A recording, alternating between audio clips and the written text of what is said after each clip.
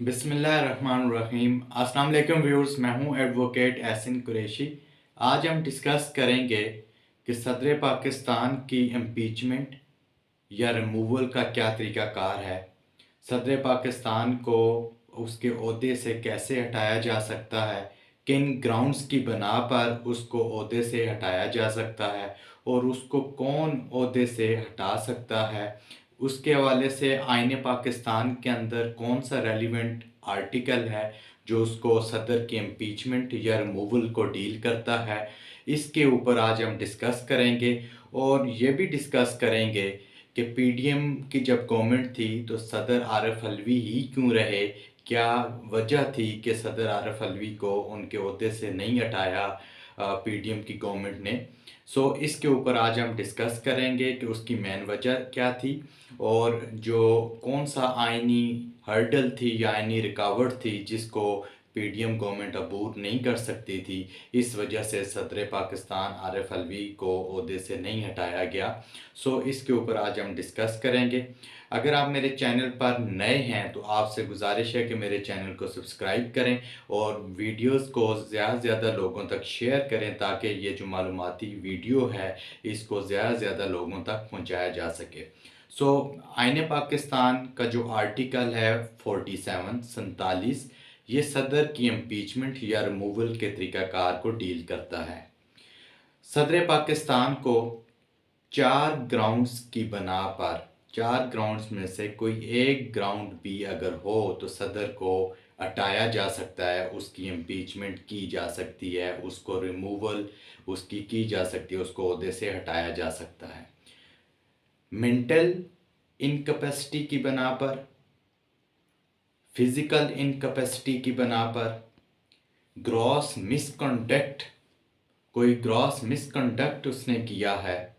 उसकी बना पर, या वायलेशन ऑफ कॉन्स्टिट्यूशन की है उसकी बना पर। ये 4 ग्राउंड्स हैं। यानी कि अगर वो मेंटली उसकी सिचुएशन ऐसी हो जाती है, उसकी कंडीशन ऐसी हो जाती है कि वो मेंटली तौर पर फिट नहीं रहता, पागल हो जाता है, हवास बाख्ता हो जाता है, तो इस ग्राउंड पर उसके इम्पीचमेंट करके उसको ओहदे से हटाया जा सकता है। फिज़िकल अनफिट हो जाता है, कोई बीमार फॉलेज हो जाती है, कोई ऐसी बीमारी उसे लग जाती है जिससे वो अपने फ़राइज़ मनसबी को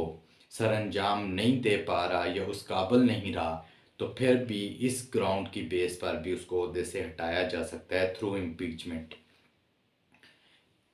तीसरी बात है ग्रॉस मिसकंडक्ट। उसने अपने जो फ़राइज़ मनसबी है, जो आइन के तहत जो तरीक़ाकार उसको दिया गया है, जो इख्तियारात दिए गए हैं, उनको तजावुज़ उसने अगर कर दिया या अपने ओहदे का नाजायज़ इस्तेमाल करते हुए कोई नाजायज़ फ़ायदा उठा लिया, सो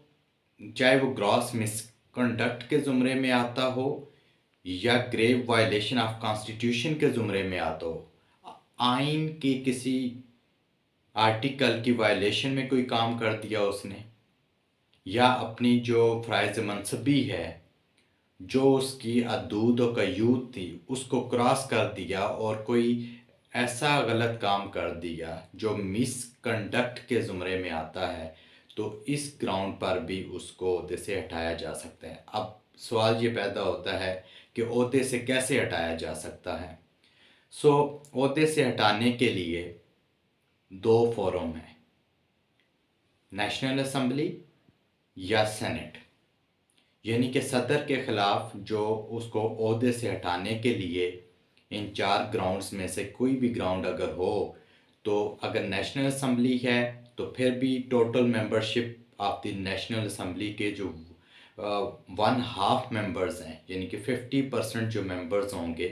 अगर 336 हैं तो उनका 50% कर लें, 50% जो मेंबर्स होंगे वो रेजोल्यूशन जो है पास करेंगे, एक करारदाद जो है वो पेश करेंगे, मूव करेंगे। उस करारदाद के अंदर वो तमाम जो चार्ज है, जो चार्ज शीट होगी या जो एलिगेशन है वो उसके अंदर मेंशन किए जाएंगे कि उसको मेंटली या अनफिट हो गया या फिज़िकली अनफिट हो गया, इसकी कैपेसिटी नहीं रही, के बतौर सदर काम सर अंजाम दे सके, या फिर कोई जो भी इल्ज़ाम है उस रेजोल्यूशन के अंदर वाज़े तौर पे लिखा जाएगा। नेशनल असम्बली में भी हो सकता है, और अगर सेनेट में रेजोल्यूशन पास हुई है तो वहाँ भी 50% मेंबर्स जो हैं, जो टोटल मेंबरशिप है सेनेट की, उसके 50% रेजोल्यूशन जो है वो मूव कर सकते हैं। अगर सेनेट में मूव की गई है तो चेयरमैन सेनेट जो है फ़ौरन जो है वो रेजोल्यूशन ट्रांसफ़र कर देगा, ट्रांसमिट करेगा स्पीकर नेशनल असम्बली को, और स्पीकर को जैसे ही वो रेजोल्यूशन की कॉपी मिलेगी तो वो उसको विदिन 3 डेज़ 3 दिन के अंदर अंदर सदर पाकिस्तान को उसकी कॉपी भेज देगा। अब जब नोटिस उसको रेजोल्यूशन जब ट्रांसमिट की गई चेयरमैन टू स्पीकर, तो जैसे ही उसके है तो 3 दिन के अंदर अंदर उसने सदर पाकिस्तान को कॉपी भेजनी है।